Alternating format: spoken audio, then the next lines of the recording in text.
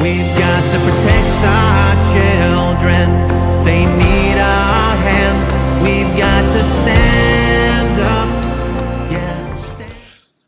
Hey, M3, Ian Mitchell here. Thank you so much for being with this. You know, it's interesting. This is my son Leif, and he and I recorded this already, but we had the microphone on mute. Yep. So we're back a couple days later, and the ice apocalypse is in middle of full works right now outside of where we're recording at the church. It's like layers of ice already. I mean, the Jeep is like coated in ice. Yeah. And I was like, Leaf, we got to get outside. We got to go forward. We got to get this video recorded. So thank you for being here. Anytime. Yeah. So this is my son, Leif. As a reminder, we're covering protect our children. We're really trying to uncover some of the risks that exist in our homes and our communities around online safety and some harder topics, which actually, Leif, you're going to share with us. Yep. So this has to do, I asked Leif, I call him Beef, so that might come out a little bit. I've called him Beef since he was little. I asked Leif to come join here because we're going to talk about gaming.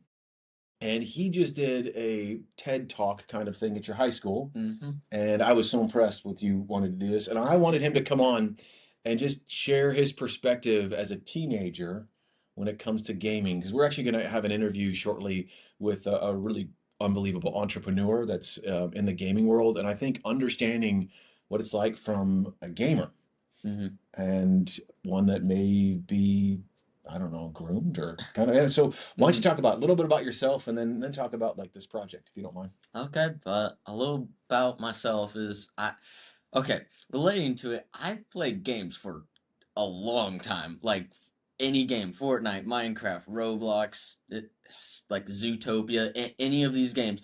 I just played them and I spent countless hours on them. And so it's kind of like a big topic I can relate to. And so So you're a gamer. Many a weekends after you work, he's a rower and he's a great student. But then on a Saturday he would disappear, and I'd have to pull you out of the game room. But you spent a lot of time on a few games. But you're a rower, you're a student, 16. Yeah, this is my youngest of three, and truly a joy in my life. He's a joy for sure. He's been that way since he was a kid. Okay, let's go back to the gaming. So let's talk about that was an expression because you've worked so hard in so many other aspects. It was kind of your downtime, wasn't it? It was kind of your me time. Some people binge on TV. You'd be on games. Yep, I would be hitting the pew pew. I Roblox was probably the one that I spent the most time on. Not really one specific game. It was all of, I guess, creativity because there was some that you would just build muscles, and I don't know why, but I just love that game. And then there was also one where you would try escaping a jail called Jailbreak. So for those that don't know the Roblox platform, it's kind of a one platform that has a bunch of small games in it, and you can use Robux, right? You can actually pay for, I don't know, fake characters and like outfits. I mean, what's Yeah. What's Roblox? So Roblox is kind of like a multi-game platform. So people like me, I could create a game and post it on Roblox without, I guess, making it verified on the App Store, but also getting into it like Robux is the in-game currency that you can like customize your avatar, make a game and advertise about the game. There's so many things you can do with the in-game currency, which kind of drew me to it. And then you would play, so there's Roblox, you also played Fortnite, you also played, so you weren't much of like a game console kind of person, but you liked the online game environment. Cool. Related to, your poor thing, you've been raised around a dad who fights crimes of exploitation. So you've heard all kinds of stories. And I don't know, about a month ago now, there was a big article, and we've been talking about the risks of online gaming before. There was a an interview with somebody that had basically uncovered some of the risks around platforms like Roblox. And so we had a family meeting. And in that family meeting, we all sat down and talked about different predators that exist on these platforms. And the three of you kids all made some hard decisions. You want to talk about that family meeting and then maybe where you landed? Okay. And I guess the decision that we had to make was if we were gonna stick with Roblox because it was It was a game that all of us played, and it was a car game that me and my brother just loved to play. And it was kind of, since it was such a big deal in our life, Dad just sat us down at the table, and he was like, so he first showed us this video and was like, so what do you guys say about this? What do you want to do about this topic? He didn't force me to get off of it, but he gave me kind of like the choice of either staying with it and I guess supporting the platform even though it's not protecting its users, or I guess no sense of protection, and either staying with it or departing from it. And so basically it was together we had to decide if we wanted to either depart or stay. So, you did a TEDx to your class and you talked about the risks and some of the folks that are hearing. So we talked about how cool gaming is and it's a big part of your life. We talked about us having to, as a family, make a decision. Now let's talk about what are the types of risks that you're aware of that exist on these platforms and maybe moderation, like why are they risks from your perspective?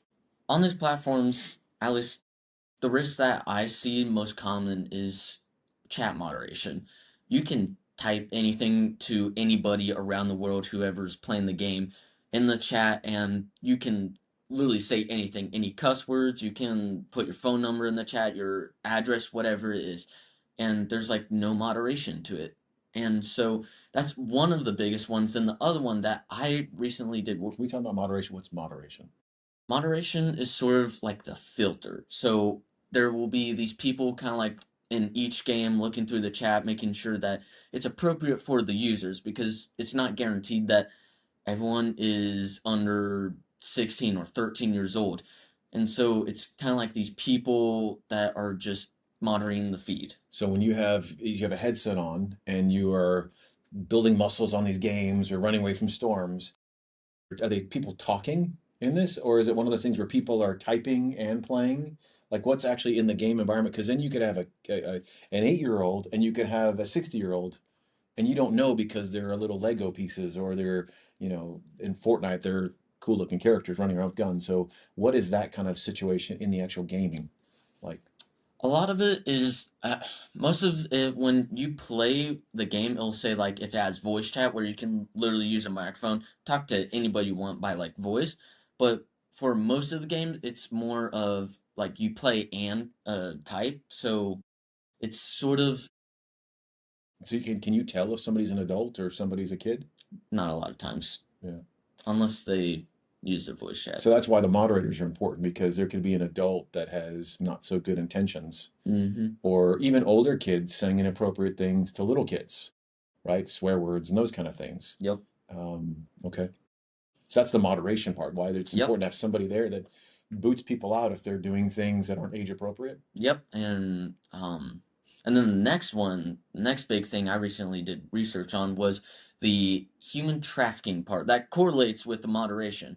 So what I did research on was about how connected to the moderation, people can literally ask for their address and then they will go into sexual abuse, financial sextortion, all these things, and they don't really have a control over it after they get into it, if that makes sense. So what would happen is a predator, let's call him a predator, would go out there and try to, the technical term I think is grooming, but we would go out and Mm-hmm. just say, hey, want to talk, and they try to get you to talk outside the platform? Or is there ways to direct message in the platforms and they try to convince you to do something that you shouldn't be doing? So, Yeah, kind of like you said, they have private chats in game, and then also once you get out, you can like friend the user, and then you can have an even more private, secure chat, so moderators can't really filter it. Yeah. oh my God, so I didn't realize that there's private chats in these games too. Mm-hmm. So for parents, I think it's what's really important is these games that are actually quite fun. I've wasted a lot of hours hitting a space bar trying to get big muscles and that kind of stuff. I mean, there are some really cool games in there. Um, Maybe talk about it from I want to go to your TED talk in your class Mm-hmm. after this, but I want from a parent. If you're talking to parents or grandparents, how should a parent allow their kids, or how can a parent allow their kids on this in a way that's safer? If their kids are there and this is a part of their life, like, or do you think that it's really in today's environment, it would be impossible for to let your give me a, what do you thought? What do you think? What I think, at least for my age, around 16, 14, I guess, when they're actually fully conscious, where they can think on what they're doing, I feel like they should have the choice, but make them aware of all these things happening on these platforms. But anybody under, I guess, 12 years old that aren't fully conscious yet, if you know what I mean, then I don't know. It's kind of up to you after hearing all these things that's happening on these platforms. Yeah. So it's we actually learned a story about a there was a vigilante, I think, right? Somebody that was actually trying to go and expose these predators on the platforms. Hmm. What do you remember happening to him? He actually got banned, and the excuse, I forget the exact excuse, but it was for doing something to Roblox's platform, because Roblox isn't doing anything, at least lately, about, I guess, all these people, the moderation, all these problems it has. They haven't been doing anything to prevent children from falling into it, like spending their money on scams. Yeah, and the filters. Right, we didn't even talk about the scams because like there's Robux that kids are buying, and then things. I remember you lost Robux. Like you've Yeah. lost money to Robux scammers, and what they do is Hmm. they can sell. I don't know. They buy it. They can sell that sword, right? You can Hmm. sell the virtual thing you buy, and so they try to scammers try to scam you out of money. That happened to you, Yep. did it not? Yeah. Yeah. I guess that experience that you're remembering is, so it in a actually a pretty popular game called Adopt Me. I was wanting this like shadow dragon or something, like this really cool pet that was super rare, and so the person that I was like, oh, what do you want for it? And she was like, do you want to pay Robux? And I was like, sure, how much? And so basically, what they have you do most of the time is they make you pay first, and then they can just leave the game and block you. And so basically, I didn't know that at the time. And so I forget how much, but I think it was close to about 700 Robux. So not a whole lot, but it was still money. And so money that I like gained over time. And so what he had me do was join his game, donate him. He blocked me after that, and yeah, so. I don't remember how old you were, but that's pretty traumatic. Somebody going and learning about. I mean, this isn't just even about grooming for human trafficking or sextortion. It's like, it's there are people out there that are trying to convince children and convincing children. Do you think about that's your way of you learn that there's a dishonest person in the world? That's a hard way to learn. Why would somebody, I'm giving my hard-earned money in your mind. Some of it was your allowance money, some of it was money you earned on the platform by working hard, Mhm. and all of a sudden they take it and steal it. Like that's a little bit of traumatic. That's a traumatic thing. Yeah, that's the scam stuff. So, okay, let's talk about now. The so you decided from what you after learning about that and making the decision, you decided to go and do what's the school project? What do you have to do? Okay, so like we've said, it was a TED Talk, and I'll just start from the beginning. So we got to class, English class, right? So we went to class, and it was sort of like a normal day. We normally do these puzzles on Friday, and it was Friday. But we normally just kind of like relax, and then so what she goes is, we're gonna do a TED Talk, and we're all like, what's that? And so she tells us that it's basically you're sort of like you stand up in front of the class and you presentate whatever you choose. And the first thing that came to mind, it was kind of like, I know what I should do it on. And it was literally like a weekend after we sat down and talked. It was, what came to mind was the safety of games, not just Roblox, but like all of them, like Fortnite, Minecraft, like, and that was the first thing in my head. I was like, should I really do that? Because it's a hard topic to go over, especially for, I guess, being in the class with a lot of people my age who don't really take in perspective how big of a deal it is. And so it was kind of like, should I actually do this? Or I could do one that I had an experience for recently about running, but it just didn't really feel the same. Interesting. So you presented on this topic of game safety to a class full of your peers. Hmm. How'd it go? It was pretty interesting. I got about to the first slide, and then I, I think I froze up, and I was like, okay. can I do this again?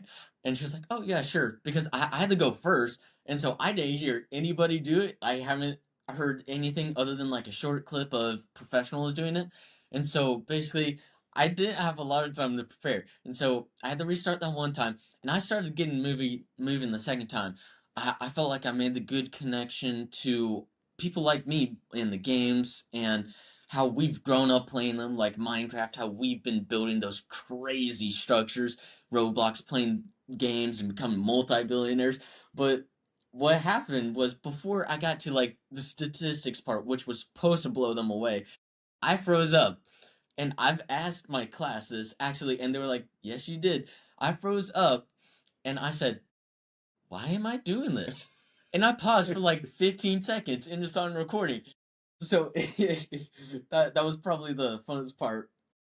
That's funny. So how did so other than the presenting and having to start a couple times, how did was this new news to kind of some of the members of class? Because it's a tough subject. Because I've imagined others chose very much lighthearted topics. Yours, you talked about the Yahoo Boys, the criminal gang that had been sextorting people, and you talked about somebody who had committed suicide from a gaming platform. It was a tough subject you had to bring to a group of high Hmm. schoolers. So, like, how do you think it was received?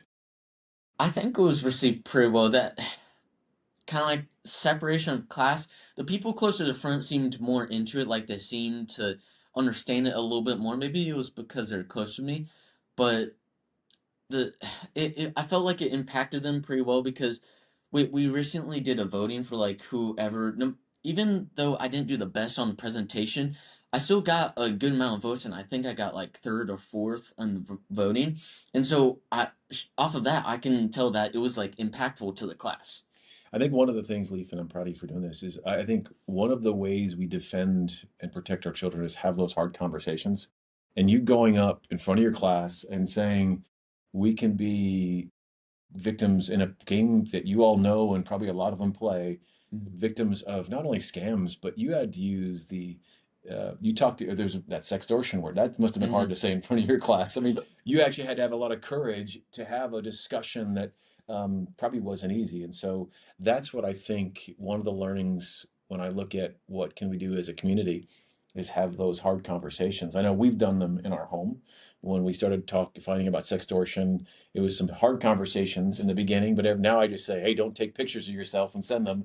I mean, it's kind of lighter now, and you know what I mean? But I think we can't have those awkward conversations early enough. What's it like as a kid, especially when you're younger, your parents trying to have, without having a fearful conversation? Did you understand it as a kid, like having some of these conversations? Was it something that made sense? It sort of did. One thing about it, at least when I was younger, was I thought it was pretty silly. Like, why would I take a picture of myself and send it to somebody I don't know? And so, at least from my perspective, I found it kind of silly to do that. But now that I've grown up, I kind of see the other side, like how people would be like, "Oh, but this, but yeah." You can kind of understand a little bit more. Hmm. It's as a parent a tough conversation to have. There's a lot of conversations that are a handful of conversations that are tough to have with your kids. Um, and that was, but at the same time, I think that's one of the things learning from this. And then when you talk to your peers, so talk to people that are maybe not necessarily young ones, but ones that are in high school. Hmm. What would be a message you'd want to tell them? And let's put you on the spot. Oh no, that was actually what I wanted to say last time. So Cool. it, my my favorite part of my presentation was the takeaway slide because it was actually something I kind of felt peace about. What I said on the takeaway slide is I want everyone to be careful. I want everyone to be safe. I'm not asking people like my age to get off the game. I'm just asking for you to be wise and be careful on the platform because it's a slippery slope. And I don't want anyone that I know that I care about falling down that slope. Yeah. And so it's just be safe. Yeah. Yeah. So, so be wise, be safe. It's a good word. Yep. Thank you, Beef, for being on this with me, and thank you for letting me introduce you to a son I am very proud of. He's a singer too. He's just there's so much about this kid. Not only a beautiful head of hair, but so much of proud of you in a lot of so many ways. Excited about the rest of the conversations around protecting children. Thanks, Lee, for being a part of this. Really appreciate it. Thank you, Bree, for everything. Um, Yeah, let us have these tough conversations, and so that we can protect those most dear to us. Thank you, everyone, and looking forward to the next one. Make sure you continue to check out the music. I'd appreciate that. And I've got a little clip from you when you were younger.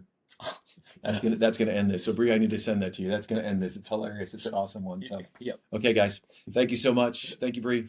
Talk to you later.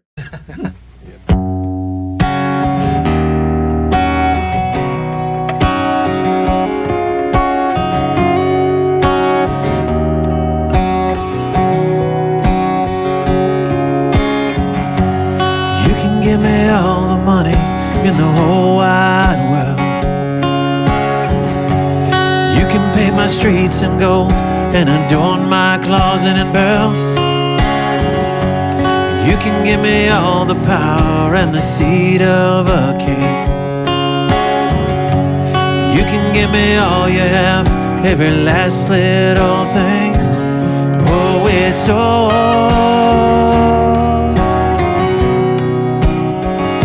worth nothing without love. Oh, it's all just dust.